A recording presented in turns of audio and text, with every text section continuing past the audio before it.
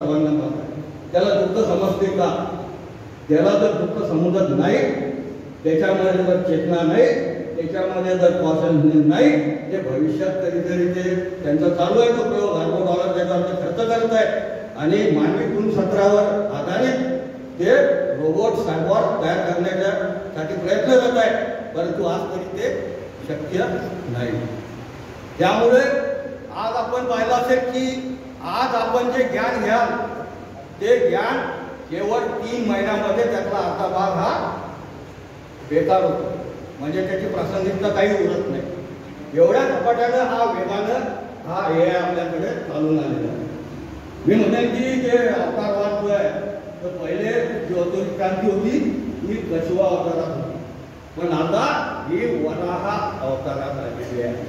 ही वराहासारखी सुसाट निघालेली आहे आणि हा जो अश्वमेध यज्ञ होता, आता हे सुद्धा डिकोड करणं फार आवश्यक आहे, कारण हे अश्वमेध यज्ञ वगैरे हे काय होतं हे आपल्याला माहीत नाही.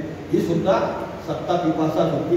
हे जे प्रस्थापित मनुवादी होते हे सत्ता पिसाचे लोक होते, कारण आदिवासी जो होता, आदिवासीला यांनी त्यांचे जे तमाम जे शास्त्र पुराणे असतील त्याच्यामध्ये त्यांनी असुर म्हटलं, राक्षस म्हटलेलं आहे, दैत्य म्हटलेलं आहे. आज सुद्धा शरदचंद्र राय नावाचे अँथ्रोपॉलॉजिस्ट आहे, त्यांनी 1912 साली पुस्तक लिहिलं आणि त्याच्यात त्यांनी सांगितलं की छोटा नागपूरचा जो इलाका आहे आणि त्या साली नाही तर आज सुद्धा असुर नावाची जनजाती ही झारखंडमध्ये छोटा नागपूर एरियात राहते आणि लोखंडाचा शोध, लोखंडाचे आयुध बनवणं हे सुद्धा त्यांनी हा पहिले शोध लावला. परंतु जो विजेता असतो तो नेहमी हा जो त्याचे शत्रू असतात त्या शत्रूवर तो त्यांचे जी संस्कृती आहे ते तो त्याच्यावर करतो. तर न्युगिओ थंगो जो आहे, न्युगिओ थँगो हे आफ्रिकन लिटरेचरमधले फार मोठं नाव आहे.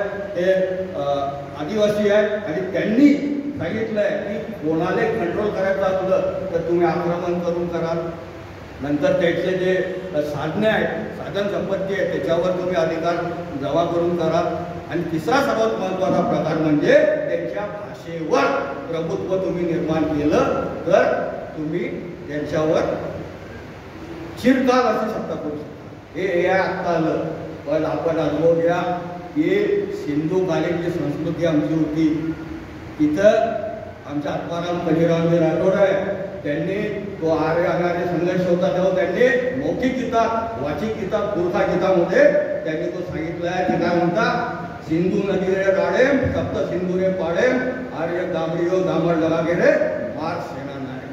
आणि तेव्हापासून हा आदिवासींचं जे विस्थापन चालू आहे हे लगातार चालू आहे आणि आदिवासीची आपण पाहाल की संपूर्ण जगामध्ये सर्वात जास्त विविध संस्कृती आणि भाषा कुठे असतील तर केवळ भारतामध्ये आहे आणि हीच आमची सर्वात मोठी शक्ती आहे. कारण भाषा म्हणजे काय असते, जेव्हा आपण श्रमण संस्कृतीमधला जो श्रमिक आहे तो काहीतरी कृती करतो, त्या कृतीतून वस्तू तयार करतो, त्यापासून कर्म, वस्तू म्हणजे नाम आणि ते करणाऱ्या ते कर्मचाऱ्यातून क्रियापद, त्याच्यापासून भाषा तयार होते.